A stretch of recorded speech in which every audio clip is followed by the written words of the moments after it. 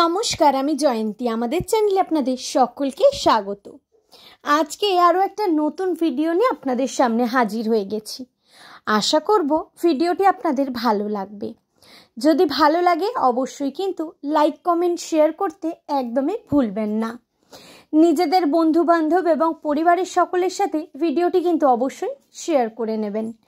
আর যারা যারা এখনও পর্যন্ত চ্যানেলটি সাবস্ক্রাইব করেননি তাদের কাছে রিকোয়েস্ট করব, প্লিজ চ্যানেলটি সাবস্ক্রাইব করে নিয়ে পাশে থাকা বেল বাটনটি কিন্তু অবশ্যই প্রেস করে দেবেন। তাহলেই কিন্তু প্রথম নোটিফিকেশন আপনাদের কাছেই পৌঁছে যাবে।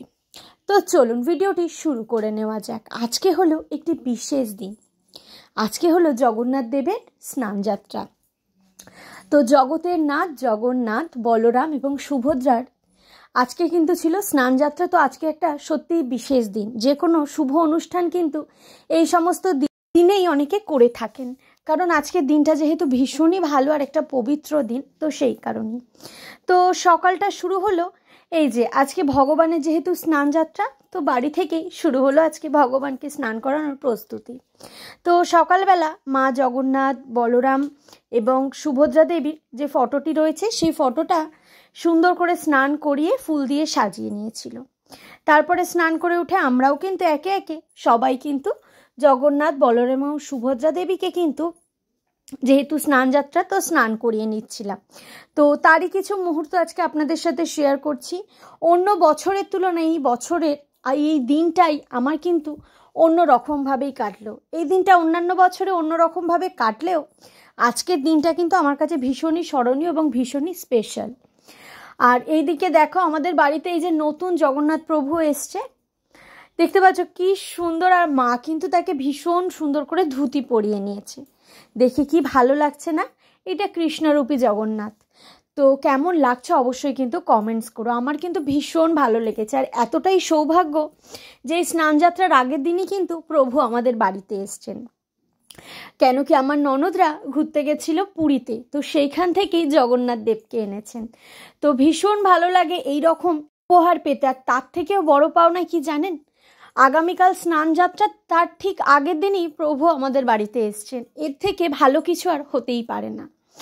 তো দেখুন কি সুন্দর করে কিন্তু আজকে ঠাকুর ঘরটাও মা সাজিয়ে নিয়েছে।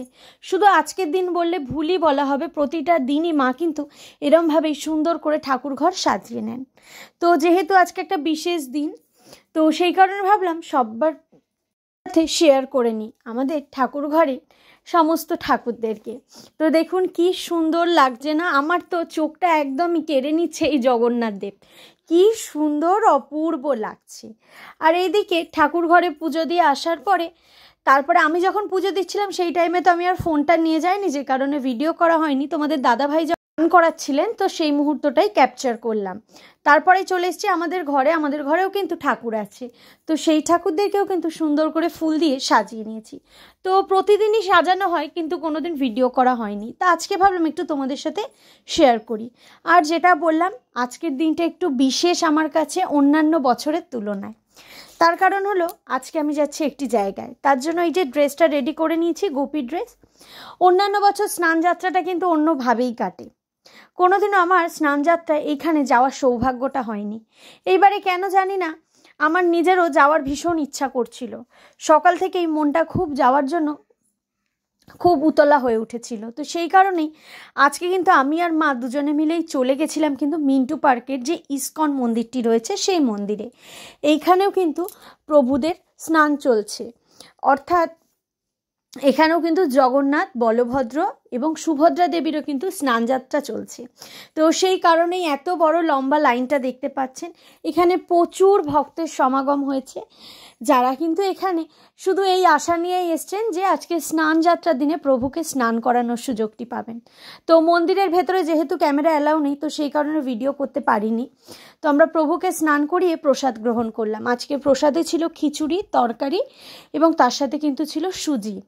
তো প্রসাদ পেয়ে তো সত্যি আমরা ভীষণই ধন্য যে প্রভুকে আজকে এই জন্যই আমার কাছে বিশেষ যে আজকে প্রভুকে স্নান করিয়ে প্রভুর ভোগ প্রসাদ আমরা গ্রহণ করতে পারলাম। কেমনভাবে আজকের দিনটা আমরা কাটালাম সেটা তো আপনাদের সাথে শেয়ার করে নিলাম। আপনারা আজকের দিনটা কেমনভাবে কাটালেন সেটা কিন্তু আমাকে অবশ্যই কমেন্টস করে জানাবেন। তাহলে আজকের ভিডিওটা এইটুকুই, দেখা হবে আবারও আপনাদের সাথে নতুন কোনো ভিডিওয়। ততক্ষণের জন্য সবাই ভালো থাকবেন, সুস্থ থাকবেন। সকলকে অসংখ্য ধন্যবাদ সম্পূর্ণ ভিডিওটি দেখবার জন্য।